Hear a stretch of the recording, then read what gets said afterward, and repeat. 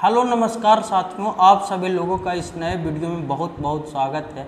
आज हम लोग केंद्र सरकार पर बात करने जा रहे हैं, मोदी सरकार पर बात करने जा रहे हैं। तो चलिए वीडियो को शुरुआत करते हैं।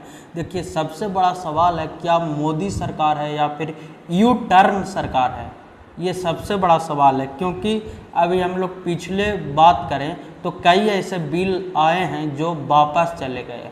जैसे वक्फ बोर्ड का बिल आया, जिसमें कि मुस्लिम के धार्मिक स्थानों की संपत्ति को जांच किया जाएगा। जो वक्फ बोर्ड बिल इसी को लेकर आया था कि जो मस्जिद की जो संपत्ति है उसको जांच किया जाएगा। तो ये बिल लाया गया था और इसको चिराग पासवान ने विरोध कर दिया, सबसे बड़ी बात है। और जदयू ने भी, जो नीतीश कुमार की पार्टी है, वो भी अंदर खान ने विरोध किया। उसके बाद जो वहाँ की पार्टी है चंद्रबाबू नायडू की, जो टीडीपी पार्टी है, सुनने में आ रहा है कि उन्होंने विरोध किया। इसलिए जो वक्फ बोर्ड बिल था इसको जेपीसी में भेज दिया गया। जेपीसी में भेज दिया गया यानी ज्वाइंट पार्लियामेंट्री कमेटी में भेज दिया गया। तो ये तो जो बीजेपी का कोर एजेंडा रहा, जो सबसे मेन मुद्दा रहा, उसको ज्वाइंट पार्लियामेंट्री कमेटी में भेज दिया। उसके बाद अगर हम लोग बात करें, जो सुप्रीम कोर्ट से फैसला आया SC ST रिजर्वेशन जो आरक्षण था उसमें उप वर्गीकरण का, इसका भी चिराग पासवान ने खुलकर विरोध किया। और सबसे ज़्यादा विरोध अगर कोई किया इस मुद्दे को तो वो भाजपा के सहयोगी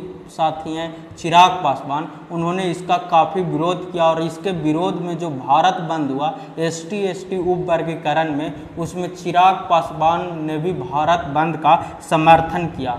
उसके बाद अब तीसरा मुद्दा आता है लैटरल एंट्री का। लैटरल एंट्री मतलब डायरेक्ट भर्ती, जो UPSC में होना था, उसके लेकर 45 सीटों पर आया वैकेंसी। उसमें SC ST OBC के लिए रिजर्वेशन आरक्षण का प्रावधान नहीं था।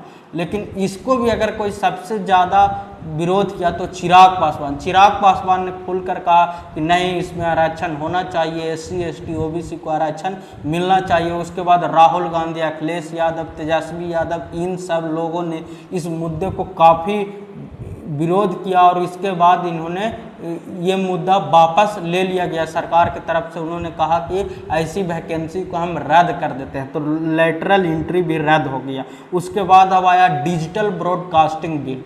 डिजिटल ब्रॉडकास्टिंग बिल ये था कि यूट्यूब या सोशल मीडिया पर जो कंटेंट बनता है उसके लिए कानून बनाना था। तो एक तरह से विपक्ष इसको आवाज़ उठा रहा कि ये फ्रीडम ऑफ स्पीच के खिलाफ है, अभिव्यक्ति की आज़ादी के खिलाफ है।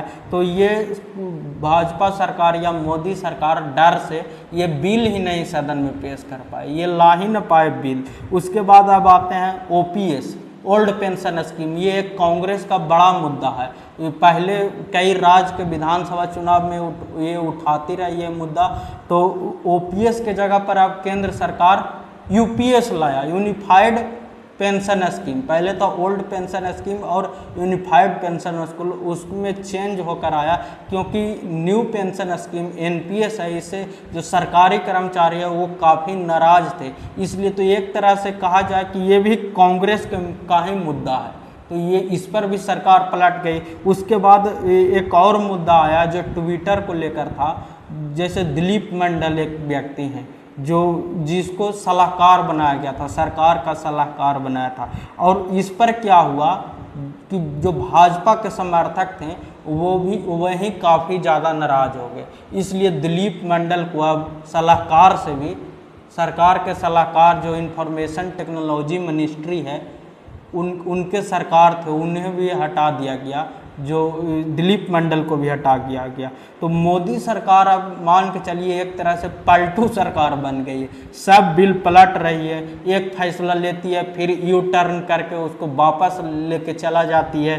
पहले फैसला ले रहे हैं, उसके बाद फिर फैसले पलट दे रहे हैं। पहले क्या होता था, इससे पहले जब भी 2024 लोकसभा चुनाव से पहले कि मोदी जी मुद्दा सेट करते थे और विपक्ष के राहुल गांधी और भी विपक्ष के नेता उस पर रिएक्ट करते थे। आज उल्टा हो गया है, आज विपक्ष मुद्दा सेट कर रहा है और मोदी जी उस पर रिएक्ट कर रहे हैं, उसको जवाब दे रहे हैं और जवाब भी अच्छे तरीके से नहीं दे पा रहे हैं, उसको डिफेंड भी अच्छी तरीके से नहीं कर रहे हैं। लगता है कि मोदी जी विपक्ष के दबाव में काम कर रहे हैं और जो विपक्ष जो चाह रहा है वही काम मोदी सरकार से करवा रहा है। तो मोदी जी की छवि पहले ऐसी थी कि अगर एक फैसला मोदी जी ने ले लिया तो वो फैसले से वो पीछे नहीं हटते थे, चाहे जो भी हो जाए। कहा जाता था बीजेपी समर्थकों के द्वारा कि मोदी जी का सीना 56 इंच का सीना है, जो एक बार वो कह दिए उससे पीछे नहीं हटेंगे। एक बार जो फैसला ले लिए उस समय जो कि अटल हो गया, वो कन्फर्म हो गया कि अब वही फैसला होगा, उससे दाएं बाएं कुछ नहीं होगा। लेकिन आज जब उनकी संख्या कम आई तो विपक्ष के दबाव में मोदी जी लगता है कि डरपोक साबित हो रहे हैं। तो ये सबसे बड़ी बात है। तो ऐसी जानकारी के लिए हमारे चैनल को सब्सक्राइब करें। बहुत बहुत धन्यवाद।